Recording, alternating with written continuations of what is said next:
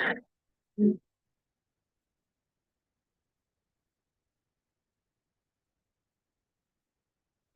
to the committee meetings for Wednesday, December 5th.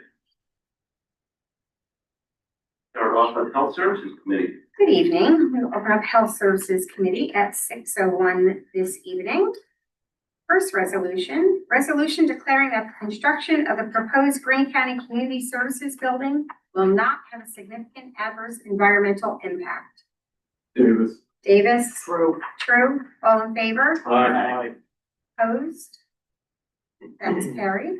Amending resolution number 305-25, authorizing contract Greene County with Greene County Emergency Medical Systems, Inc. Davis. Linger, Davis, all in favor? Aye. Opposed? Opposed. Menudo and Rivera? Yes. Opposed? That's carried. Authorizing agreement, Greene County Mental Health, Greene County Community Services Board with statewide health information network from New York. Lennon? True. True, all in favor? Aye. Opposed? It's carried. Approving related service provider contract, preschool special education program. Handle? True. True, all in favor? Aye. Opposed? It's carried. Reappointing members, Community Services Board. Handle? O'Connell, all in favor? Opposed? That's carried. Is there anything else to come before Health Services Committee this evening? Motion closed. Nothing back there? We are closed. Thank you for attending. Second. I'll second. Harry. Harry was first and James.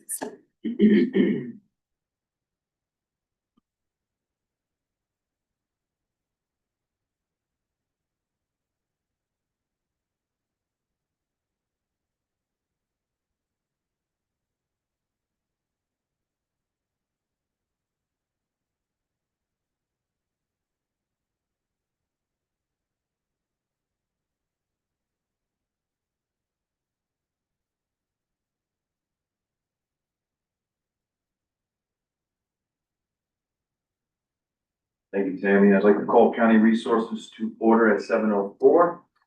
We have 3 action items before us this evening, but before we go there, we've got Ms. Lindsay Gipper here from the Greene County Historical Society. She's here to give a brief update with some of her committee members or.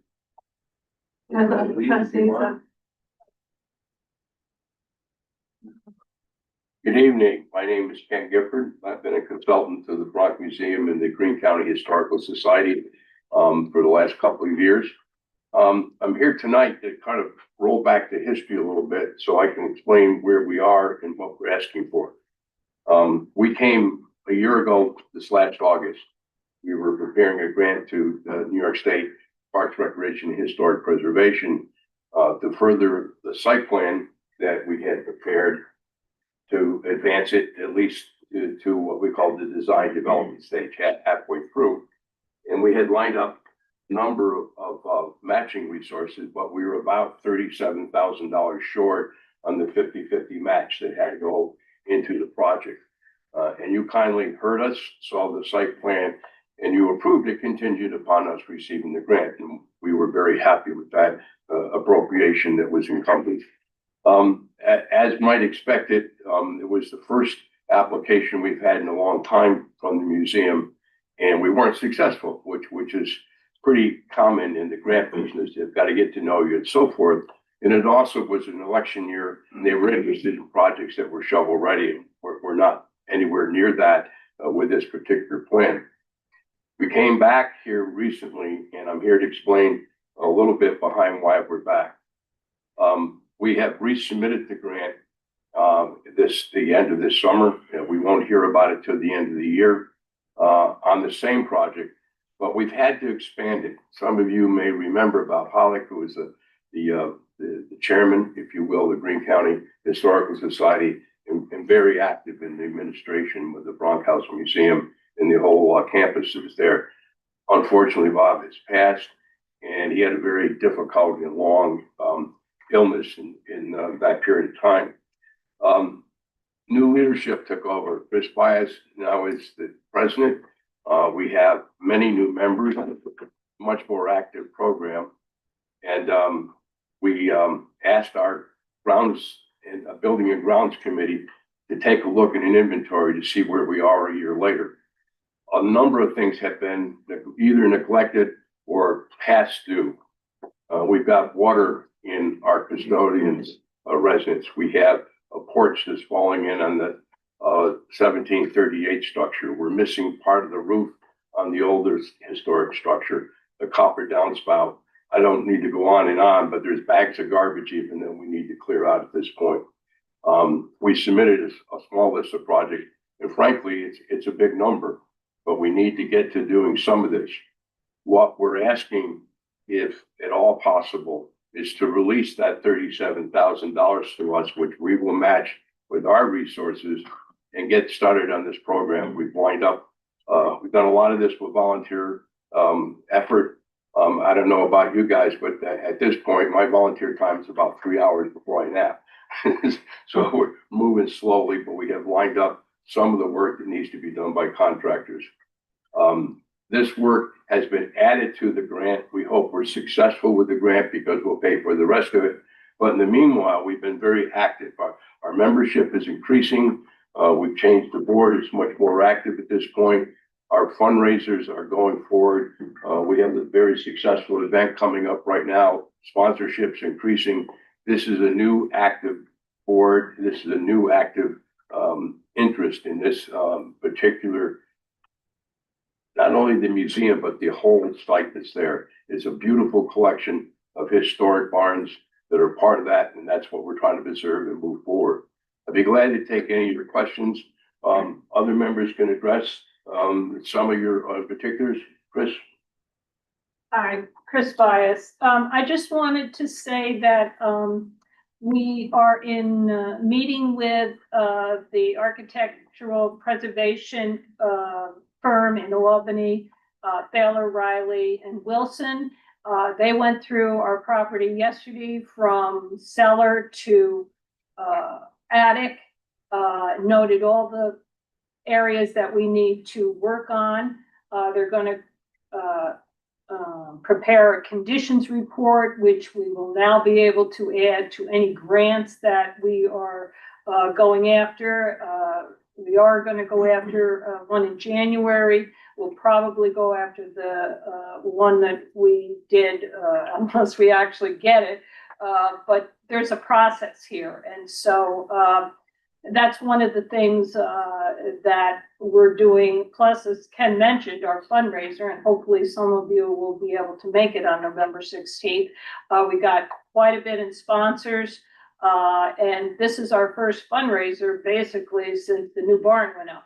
And Ken didn't mention, but the new barn still needs work. It needs more it needs lighting. It needs a water line to it so that it can be heated. We have radiant heat put in, but it doesn't work because the water you've got to keep adding water to the line.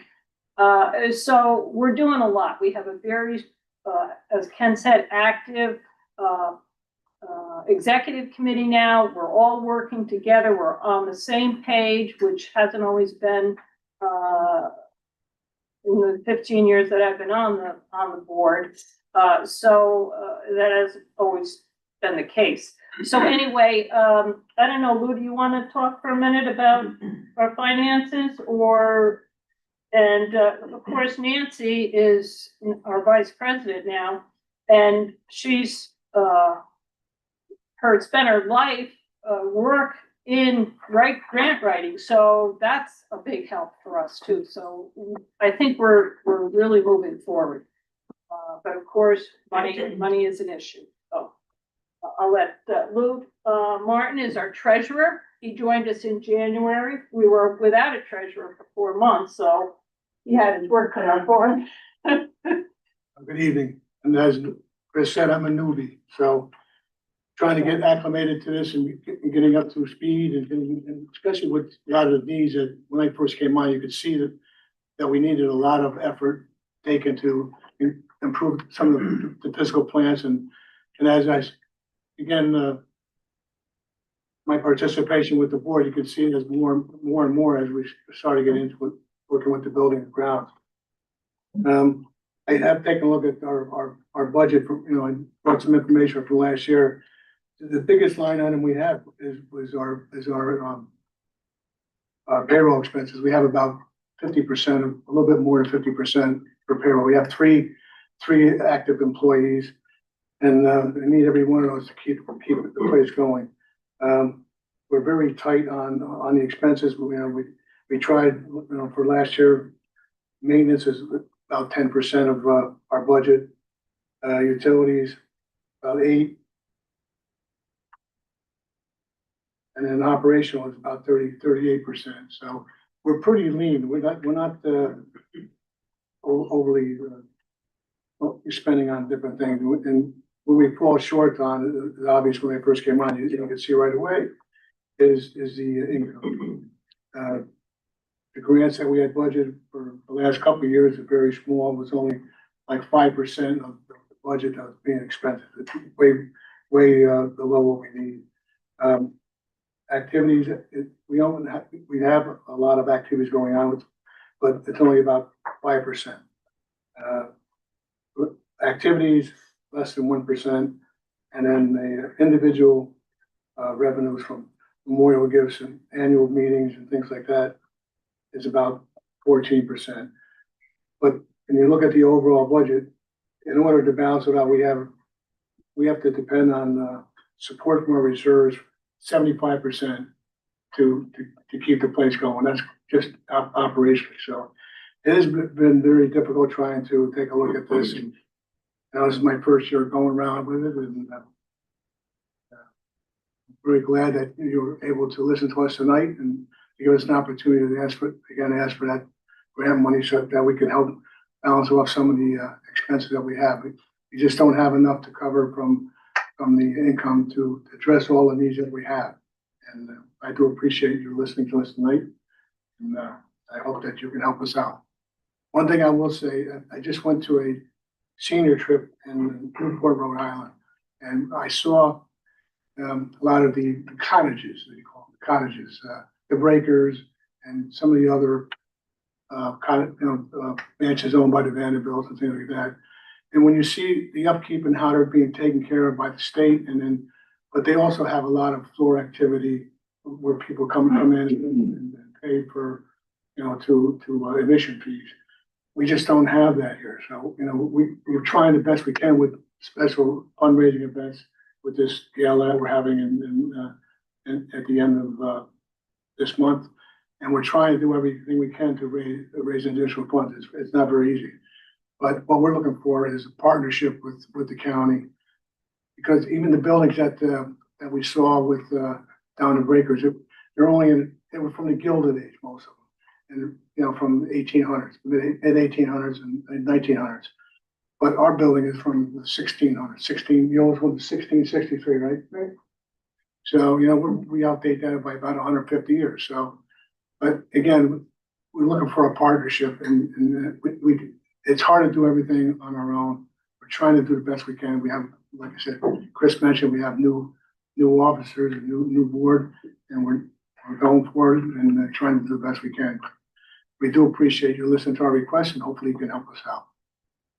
Does anybody have any questions at all regarding finances? Can I just ask about the $37,000? Maybe I missed it.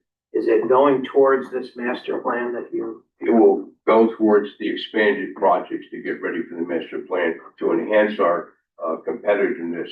One of the critiques, and we've scored fairly well high. Nancy was able to look at the scoring from the state, but we lack having some of the capital already moving forward that this would do. And frankly, we need to address this. These are not things that we can put off. We've got to jump in and get these things done so we don't destroy the valuable property that we have.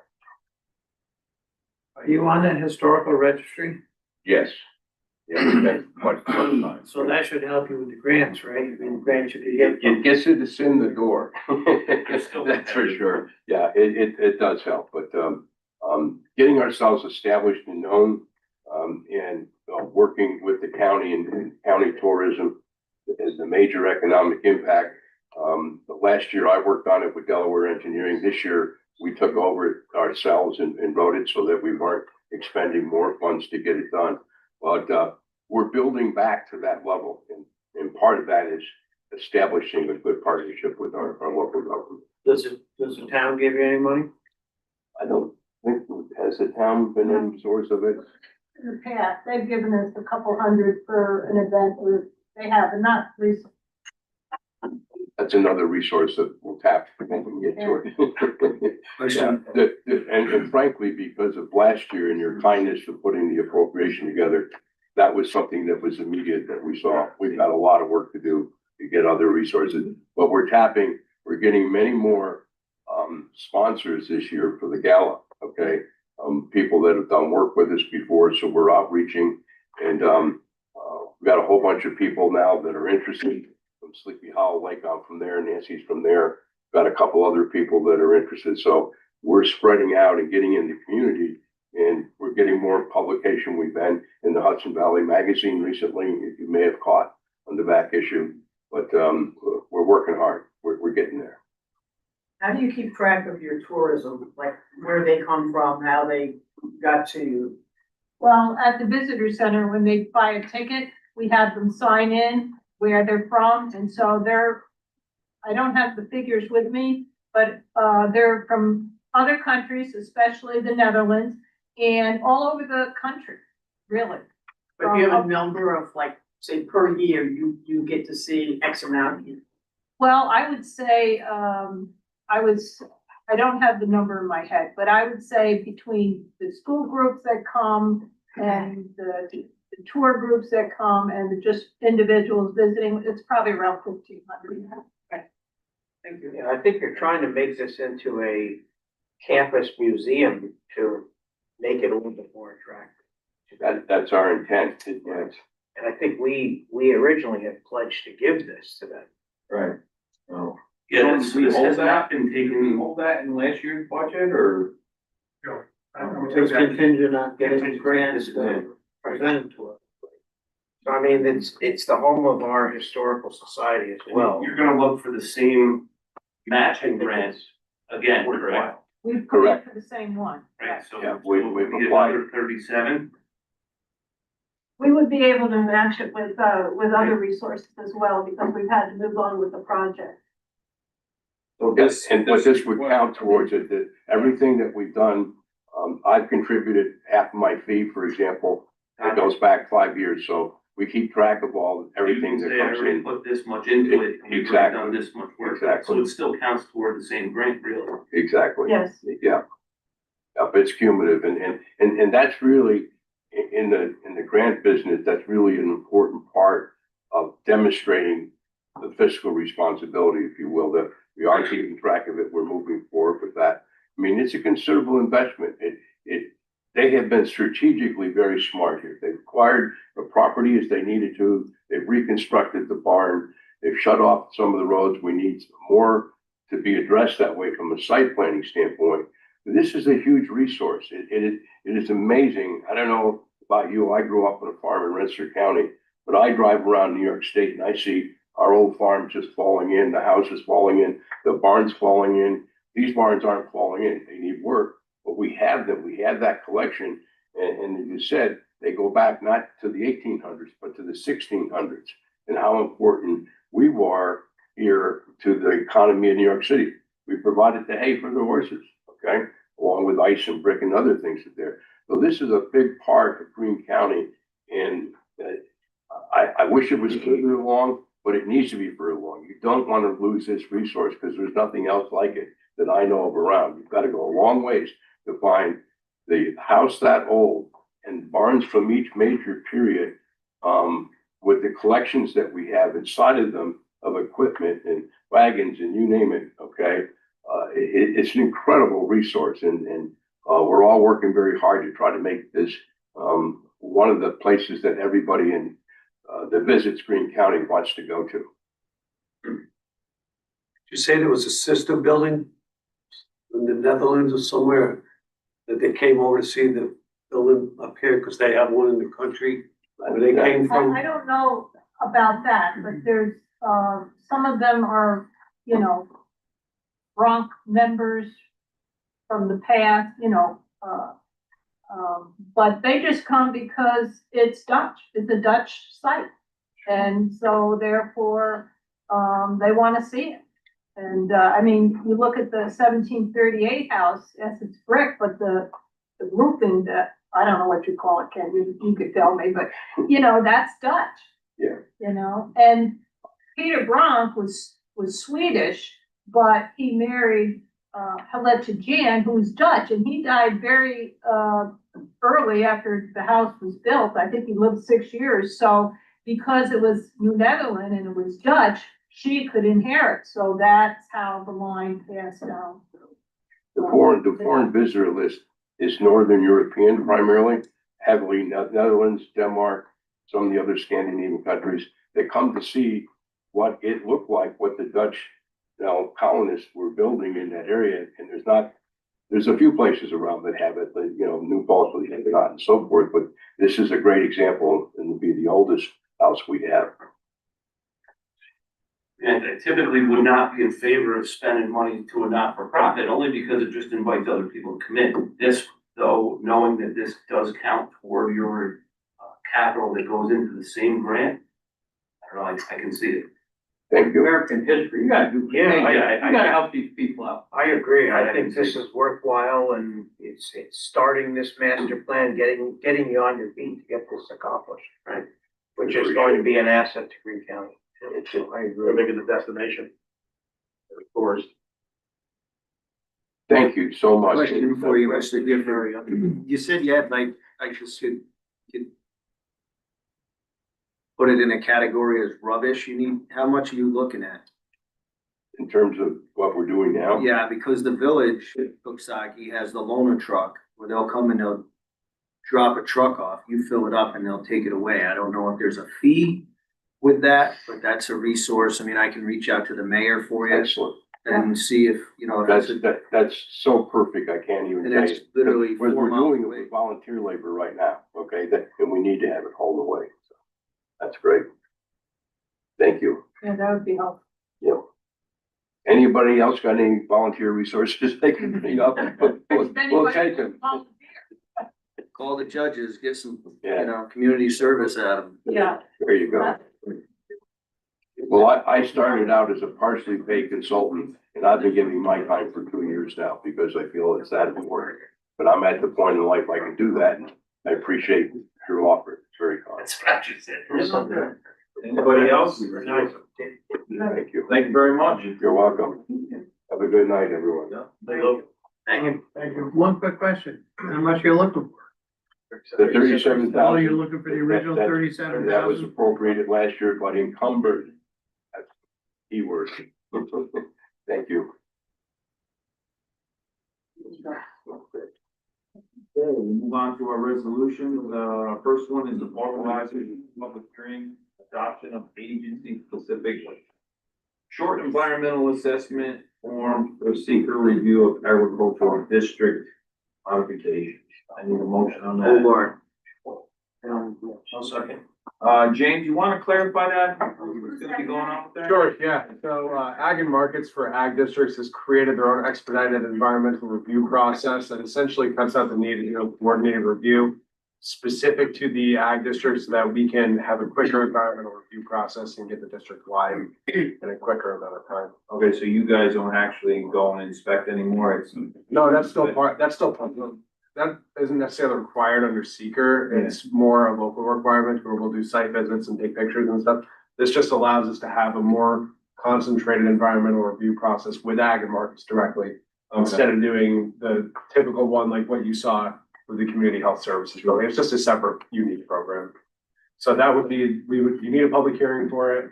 We would do the public hearing in December, and we would plan in January when we bring the resolution to the board to accept the recommendations of the Ag and Farmland Protection Board. We'll implement this new environmental review process then. Everybody got that? Thanks, James. Thank you. All in favor? Aye. Opposed? So carried. Second one, reappointing member to the Board of Directors of the Soil Conservation District. I need a motion on that. Lucas. Lennon, Hobart, Durham, Torrington, All board. Fire Whole committee, fair enough. All in favor?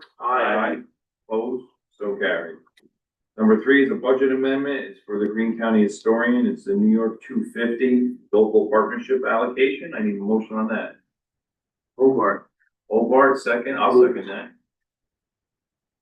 Lucas, you want to be on the second too? Okay. Any discussion on that one? All in favor? Opposed? So carried. Anything else come for county resources? As we're approaching the 250th anniversary very quickly, have you heard anything more from the county historical? Historian? I had not heard anything from Jonathan on that. Should I we don't know if maybe, anyone has. well, the last time we had asked for him to set up a meeting. Correct. Yeah. We're running out of time quickly, is there any chance somebody can reach out to him and, see what's going on? Let's set up a meeting of the commission that we had talked about that last month. At least we could get some We list should of meet with what's that going commission. on. I mean, I hope they're organized. The commission has become organized and actually has met already. It's not. I don't think the commission's met at all. I think That's what I'm he's saying. doing separate things on his own. Yeah. Toward the goal, We should have a but list of I don't what think he's towns the are doing. commission. It's November, Got one meeting. 7 months to go. Sure.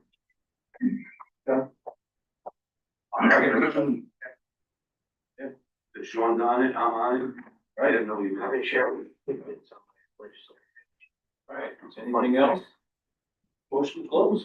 Arlington, motion to close. Second by Drew. We are closed. That's a, 250 of tax in Greene County. I just look back at my social security.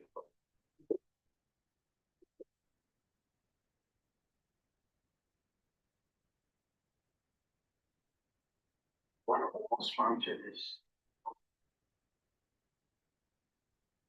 Alex has got everybody in Greene County on $71. Think we should.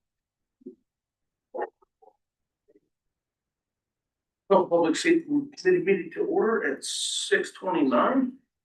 Got 6 proposed action items, but we'll start off with, our sheriff's report for the month. John's not here. Good evening. All right, last month we had 189 civil attempts, served 117 civil papers, issued 175 traffic tickets, investigated 34 traffic accidents, made 56 arrests and 5 DWI arrests. We handled 625 calls for service and made 433 traffic stops. On October 1st, the starting jail population was 46. And as of October 31st, it was 36, the high for the month being 39. Incorrect, 46. The proofread that, 46. Corrections officers did 29 transports traveling 801 miles, totaling 66 hours and moving 43 inmates. We have 3 state-ready inmates in our custody. Last month, we also had 2 of our new corrections officers graduate the academy in Albany. Both of them were former state correction officers who had to be recertified at our expense. I think. Was that because of the governor? Correct. Yep. Right. If they went Stripped back, them of their. if they went back to work for the state, they were fine, but since they came to work here, we had to retrain. Great. And thanks to our superintendent, we're also processing another 4 applicants this week, so hopefully. One of the arrests we had this past month resulted from a traffic stop where a passenger fled on foot, and during the ensuing foot pursuit, he dropped a bag full of pills. After being caught, he was also found in possession of over 65 grams of cocaine. He was charged with 2 counts of criminal possession of controlled substance, tampering with physical evidence, obstructing governmental administration, resisting arrest, and a G&T violation. Fortunately, he had previous felony convictions, which enabled the judge to commit him to our county jail without bail. The fire investigation team was also busy this past month, and at a fire on Mountain Avenue in Cairo, they were able to determine the cause of the fire, provided that information to the state police, who then were able to use it in their interviews of a subject who was just arrested this morning for arson. That fire destroyed a multi-unit building and displaced 2 families. How old that building was? Yeah, I heard a lot of. Late 1800s. Yeah.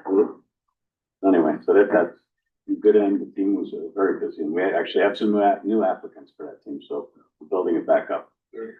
Lastly, our bereaved unit was called to recover a body of a deceased male who was observed floating in the Catskill Creek near the mouth of the river this past weekend, and we are still working on that case with the state police.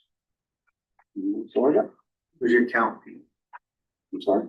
The prison, or the jail? Count? Today?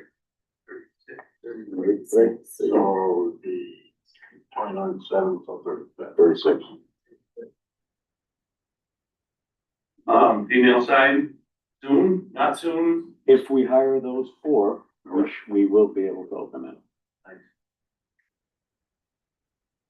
How many current females do you have in? Seven. Seven.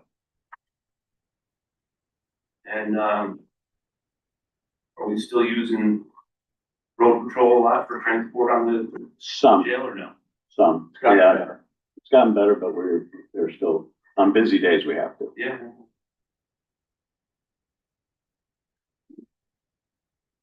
Wait, no. Thank you. Sure. Mr. Caperna, you have a report for us?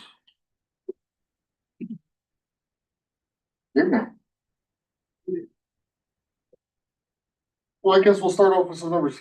So, for the month of October, we had 592 EMS calls, 207 fire, 1,751 police, and 636 unknowns for a grand total of 3,186. The hazmat team was deployed to two different calls, one in the Medway Grapeville Fire District for an incident involving some pool cleaning chemicals, and another one up in Lexington with a fentanyl scare, which thankfully did not turn out to be the case. There were a total of 32 different text to 911 interactions through the month of October. That's not individual instances, that's individual messages back and forth, for a total of 10. I believe 4 of them were going to be from our weekly testing that we try to do every time our phone vendor comes in. But right now, because we haven't moved into the next gen 911 phase, the systems aren't easily identifiable as to what's going on each individual call and transmission, which will greatly be improved with the next gen 911 grant that's coming in here. This is going to cover a bunch of upgrades to our physical equipment and our software over the course of the next 5 years. Currently, our basic 911 to text is inbound texts initiated only. We can't start them from our end. So if you pocket dial 911 and I got to call back and check on you, the only way to initiate that phone call is with another phone call back. As we upgrade into these next gen 911 upgrades, we'll be able to initiate a text from our side as well. So if you are in a bad service area where you can't get that phone call, we can still initiate that text to you, even though you haven't initiated it to us. We'll also be adding video to 911, so we'll be able to send a link directly to your cell phone, allow us to commandeer your camera and be able to feed that video directly into the 911 center and then directly out to the field units MDTs. All of that's going to require us to put a new recorder in place to handle all those new channels of information. We're looking at a software integration called ASAP to PSAP that'll allow the major alarm companies to directly input information right into the CAD system and software, thereby eliminating the need for the phone call and duplication of typing. So the calls can be processed and dispatched much more efficiently. The phone system itself is going to receive a major upgrade to handle all those new channels of information, and then a fire suppression update to our server room, converting it away from a water-based system to a gas-based system. Obviously, water and electronics don't mix. The technical rescue team has received a grant for $12,974, which they're going to use to offset the life cycle replacement of ropes and other equipment costs.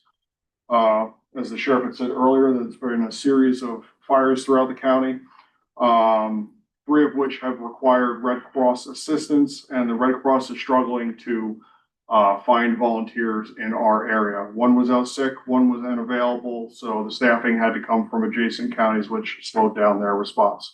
We're gonna work in coordinating a recruitment effort for the Red Cross, but if you do know anybody who might be interested, please have them reach out directly to Dan King. Again, continuing on with the structure fires, they have been quite taxing on the local fire service. Often taking 5, 6, 7, or 8 different fire companies to produce enough manpower to handle those calls. So just something to keep in the back of your heads as we progress forward. Other than that, continuing to track the wind and weather coming on in the next day or so.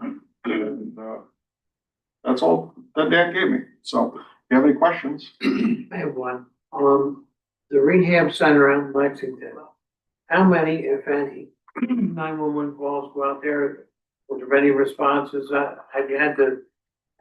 We have taken calls from that area. Nothing noteworthy other than that potential hazmat incident that thankfully didn't turn out to be what it was suspected. But it hasn't been a huge tax compared to anything else. Thank you. Did the state police shut the dispatchers down out there? They did, and that was the last barrack. The last 2 barracks of the state that had actual, that's where Highland and Catskill here. So we picking some of that up? That Island's gone too. Island's done, yeah, they're done. They're all in troop dispatch, which they've been doing on the troops. Property. So once it goes to Middletown? Goes to Middletown.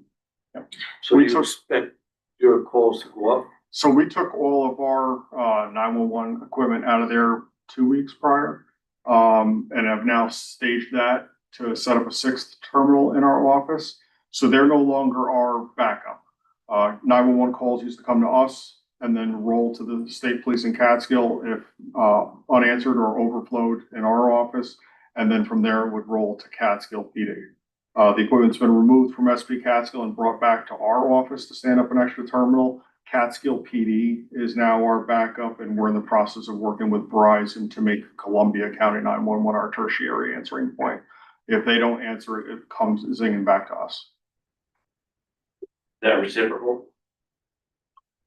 Columbia County at this point is not sending anything to us, but I anticipate those conversations to continue. They both came online with the Tyler CAD system. So that just it continues to improve our interoperability. We take calls for each other all the time because of where the cell towers are located anytime they're along the river. The beauty is they'll be able to take that initial call, start the CAD, send it to us virtually finished, and as time goes on, vice versa. Thank you.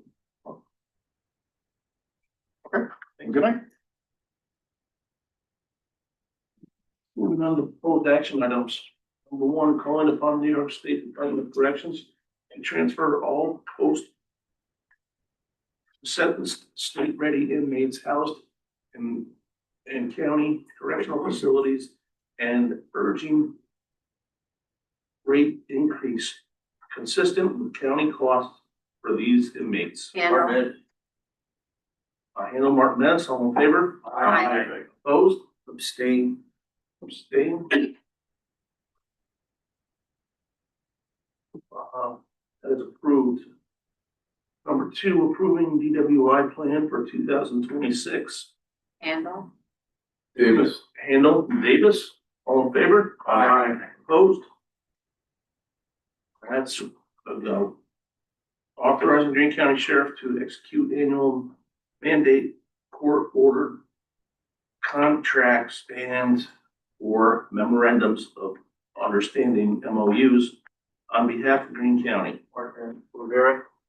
Martinez Rivera, all in favor? Aye. Opposed? That's carried. Number 4, establishing capital project number 171, SFY 2025, new generation NG 911 grant program. Handle. Davis. Handle Davis, all in favor? Aye. Opposed? That's carried. Number 5, establishing capital project number 172, 2022, technical rescue and urban reach search and rescue program grant. Martinez and Lennon, all in favor? Aye. Opposed? That's carried.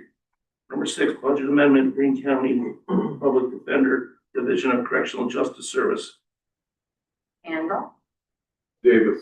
Handle and Davis, all in favor? Aye. Aye. Opposed? That's carried. Anything else to bring? Yes. Yes, I do.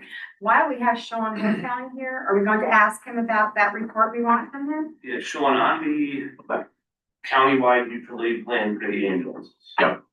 We got one. I don't even remember what it was, a few months ago from Jimmy. That was dispatch plan. There a plan out there that has the agencies signed on.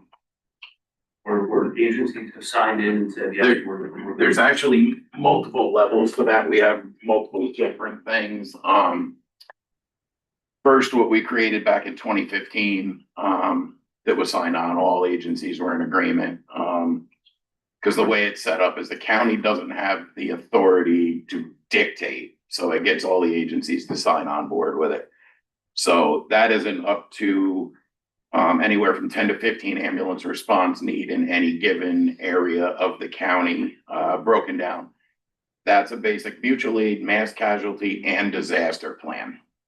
That was updated briefly a little bit in 2020, after the, what's that? It covers all 3 mutual aid. Yeah, it could be utilized as almost like a dispatch guideline. The dispatch center has that available. All the agencies were in agreement. That was designed, it was either the tail end of 2014 or the beginning of 2015 that rolled out, updated again in 2020, with the removal of Lexington Rescue, Prattsville Rescue, when they did away with their ambulance services. That is currently being reviewed again this month. It should come up again at the EMS council meeting to verify if any other individual agencies have any changes, wishes, desires, to move anything around a little different on that. So probably within the next month, that'll have another update to that status. Also, the county has, contracted, I believe, Crawford that was doing, we've been, I've been involved in the meetings with them as well, as far as putting disaster plans and everything from soup to nuts together with that. So that'll be integrated a little bit, in there. There's also a regional EMS mutual aid plan. That one comes out of Remo. It's a 6-county area. It covers basically all of our neighbors.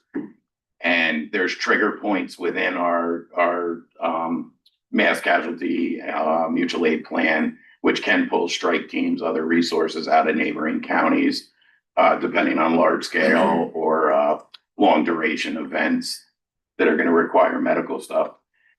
The other part, what you were, I think what you were referring to with through the 911 center and the movement of ambulances on a day-to-day basis.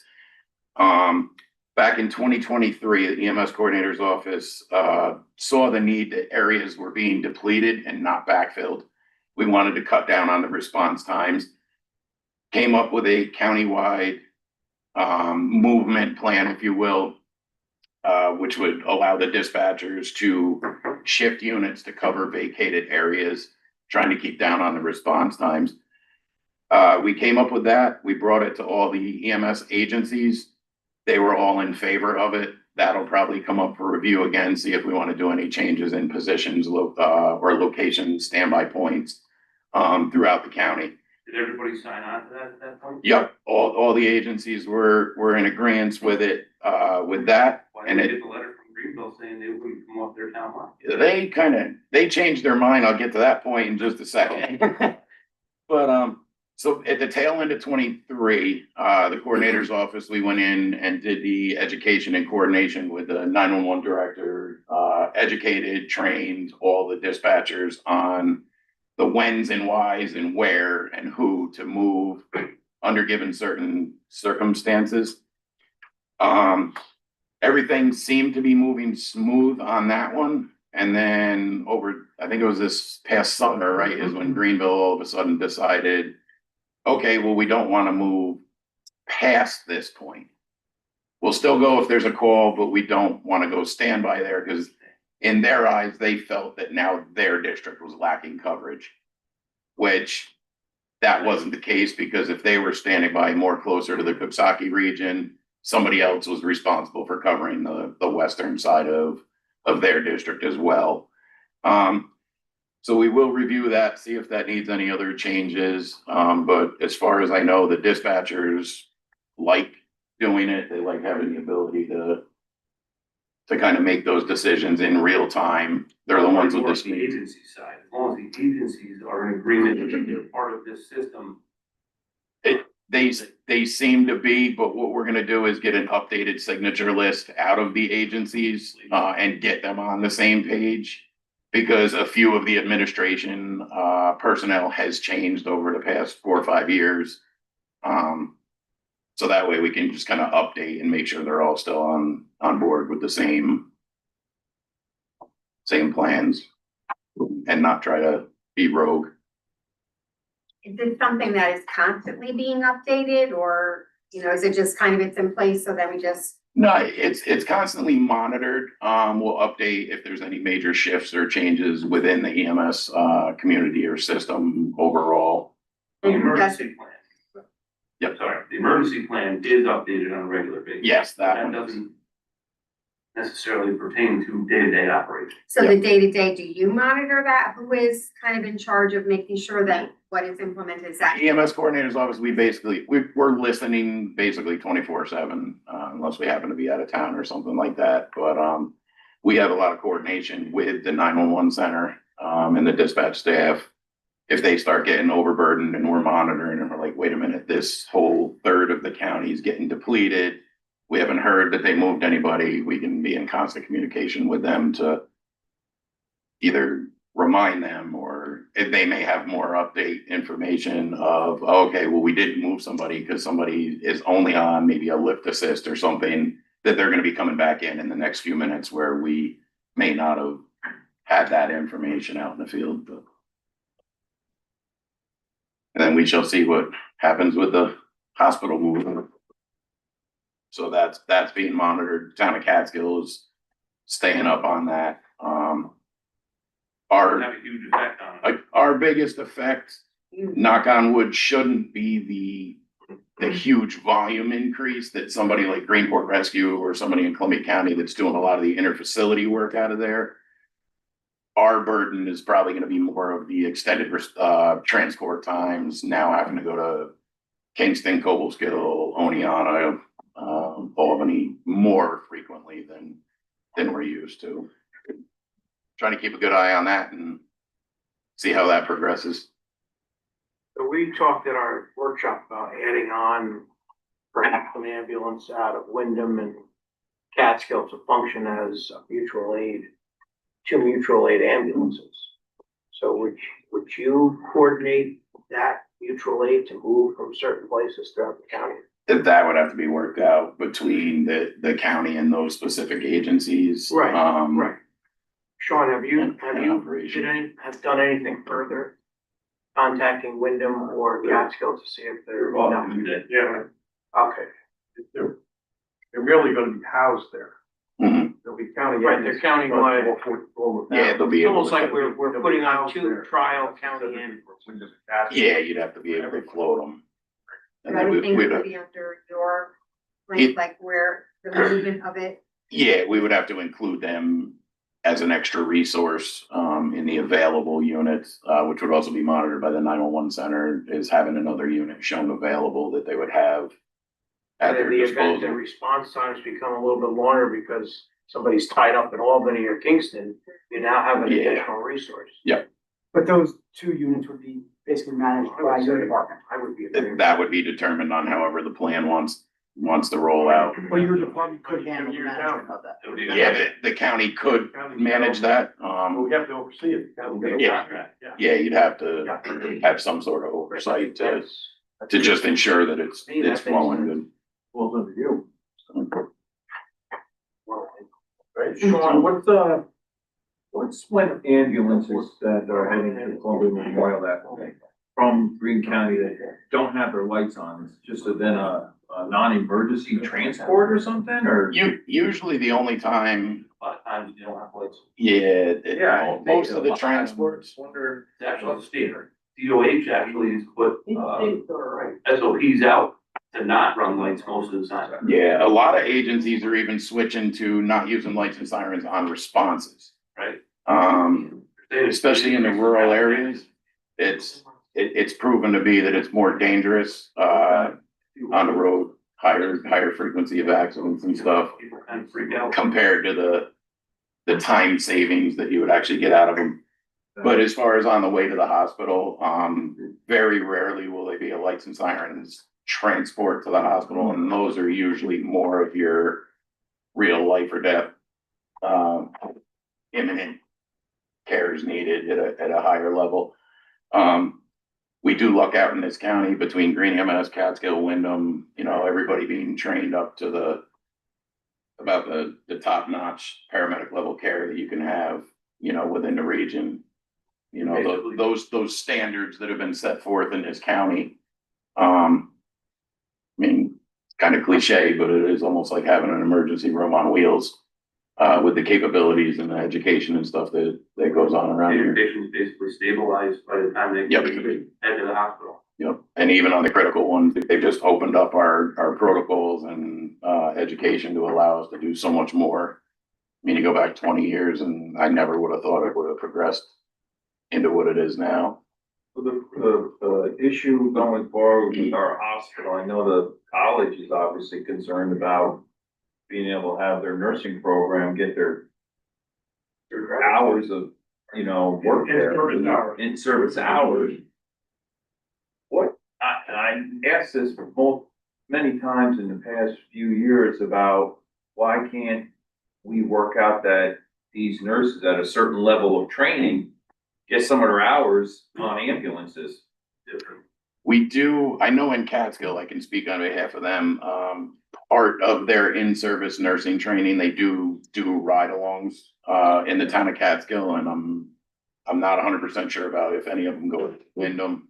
Occasionally, you'll get PA students or nursing students that'll ride it, once in a while with Greene County paramedics, just to get some hours and patient contact time. Yeah.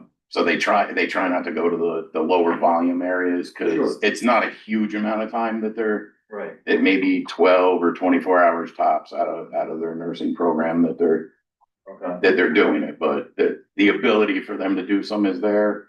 I don't know if they can do more on the ambulance or if that's just restrictions on DOH through the state on what They counts. wanna check boxes, they wanna do things. Yep. With the expansion at Jefferson High School, we'd be able to put nurses from the college in there, right?